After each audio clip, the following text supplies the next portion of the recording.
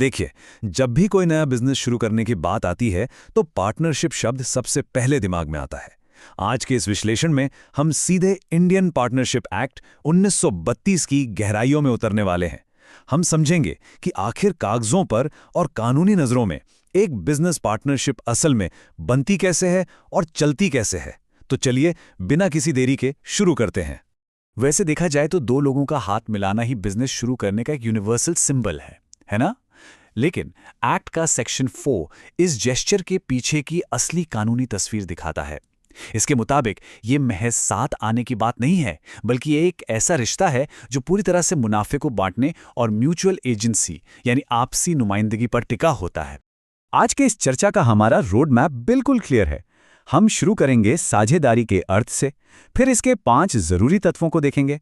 इसके बाद हम रजिस्ट्रेशन की दुविधा पर बात करेंगे, उसके स्टेप्स जानेंगे और आखिर में पार्टनर्स के अधिकारों और कर्तव्यों को समझेंगे। तो चलिए पहले पड़ाव से शुरुआत करते हैं। साझेदारी क्या है, इसके कानूनी अवधारणा को समझते हैं। यहाँ एक बहुत ही दिलचस्प सवाल उठता है, आखिर एक कैजुअल जॉइंट वेंचर और एक प्रॉपर कानूनी पार्टनरशिप में क्या फर्क है? मतलब वो कौन सी चीज है जो दो लोगों के साथ काम करने को एक फॉर्मल बाइंडिंग स्ट्रक्चर में बदल देती है? आइए इसे समझने के लिए दूसरे हिस्से की तरफ बढ़ते हैं। 5 आवश्यक तत्व जो असल में एक साझेदारी का डीएनए होते हैं। सोर्स मटेरियल इस कानूनी बुनियाद को 5 सख्त नियमों में बांटता है। पहला, कम से कम 2 और अधिकतम 50 लोगों का होना। दूसरा, एक वॉलंटरी एग्रीमेंट का होना।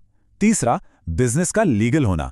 चौथा, मुनाफे का बंटवारा, मतलब यहां कोई चैरिटी या समाज सेवा नहीं चल रही है।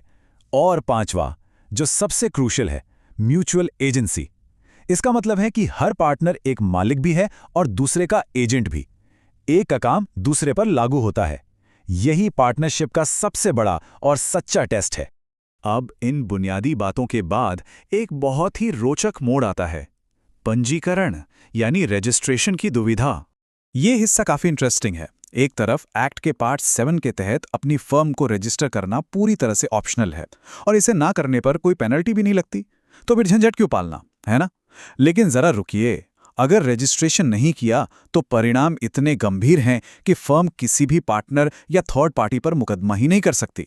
मतलब कानूनी सुरक्षा के बिना कॉन्ट्रैक्ट्स को लागू करवाना लगभग नामुमकिन हो जाता है। इन गंभीर सीमाओं से बचने के लिए क्या किया जाए? इसके लिए हम आते हैं चौथे हिस्से पर, पंजीकरण के चरण और इसकी औपचारिक प्रक्रिया। एक्ट के सेक्शन 58 ने इसे काफी सुलझा दिया है। इसके तहत किसी भी फर्म को बनाते वक्त या फिर उसके बाद कभी भी लोकल रजिस्ट्रार ऑफ फर्म्स के पास बस एक एप्लीकेशन फाइल करके रजिस्टर किया जा सकता है। इसकी पूरी प्रक्रिया बिल्कुल पॉइंट टू पॉइंट है। इसमें कुल 5 स्टेप्स हैं। पहले फॉर्म ए में बुनियादी डिटेल्स भरिए, फिर पार्टनरशिप डीड पर सबके साइन करवाइए, स्टेटमेंट को वेरीफाई कीजिए, तय की गई फीस के साथ फॉर्म जमा कीजिए और बस अंत में आपको रजिस्ट्रेशन का ऑफिशियल सर्टिफिकेट मिल जाता है। अब जब हमारी फर्म बन गई है और काम कर रही है, तो हमें अपने आखिरी हिस्से की ओर चलना चाहिए, अधिकार, कर्तव्य और आचरण। यानी इस खेल के नियम क्या हैं? एक्ट का चैप्टर 3 इसे बहुत अच्छे से डिफाइन करता है। एक पार्टनर के तौर पर कुछ बेसिक अधिकार जन्म से ही मिल जाते हैं, जैसे बिजनेस के मैनेजमेंट में पूरी तरह से हिस्सा लेना, बड़े फैसलों में अपनी राय रखना, मुनाफे में बराबर का हिस्सा पाना और हाँ, फर्म की अकाउंट बुक्स और रिकॉर्ड्स को जब चाहे तब एक्सेस करना। ये अधिकार हर पार्टनर की ढाल होते हैं। लेकिन ये ढाल कोई हथियार नहीं बन सकती। जुगल किशोर वर्सेस ज्योति मामले में कोर्ट ने बिल्कुल क्लियर कर दिया था कि अकाउंट्स बुक्स चेक करने का अधिकार तो है, लेकिन अगर कोई पार्टनर इस कॉन्फिडेंशियल जानकारी का इस्तेमाल करके चुपके से अपनी फर्म के खिलाफ कोई कंपटीशन शुरू कर दे, तो ये पूरी तरह से विश्वासघात माना जाएगा। इसे आप गुड फेथ का सख्त उल्लंघन कह सकते हैं। और यहीं से कर्तव्यों यानी ड्यूटीज की बात आती हैं, जो इन अधिकारों को बैलेंस करती हैं। हर पार्टनर की ये लीगल जिम्मेदारी है कि वो पूरी ईमानदारी और ट्रांसपेरेंसी से काम करे। अगर किसी पार्टनर की धोखाधड़ी या लापरवाही से फर्म को कोई नुकसान पहुंचता है, तो उसे अपनी जेब से उसकी भरपाई करनी होगी। और सबसे अहम बात, अगर फर्म की प्रॉपर्टी का इस्तेमाल करके कोई प्राइवेट प्रॉफिट कमाया गया है, तो वो पैसा वापस फर्म के खजाने में ही जाएगा। इस फिड्यूशियरी ड्यूटी या आपसी भरोसे का वजन कितना ज्यादा है, ये 2012 के बागरी टेक्सटाइल्स केस में सामने आया। इस केस ने ये साबित कर दिया कि अपने पार्टनर से सिर्फ कोई जरूरी जानकारी छुपाना भी ट्रस्ट का एक बहुत बड़ा और पनिशेबल ब्रीच है। मतलब पार्टनरशिप में ईमानदारी कोई चॉइस नहीं है, ये एक एब्सोल्यूट लीगल रिक्वायरमेंट है। हालांकि सेक्शन 11 पार्टनर्स को कॉन्ट्रैक्ट के जरिए इन नियमों में कुछ बदलाव करने की आज़ादी देता है। वो चाहें तो आपस में एक दूसरे को कंपटीशन करने से भी रोक सकते हैं। लेकिन मोहनलाल अग्रवाल केस ने इसमें एक लक्ष्मण रेखा खींच दी थी।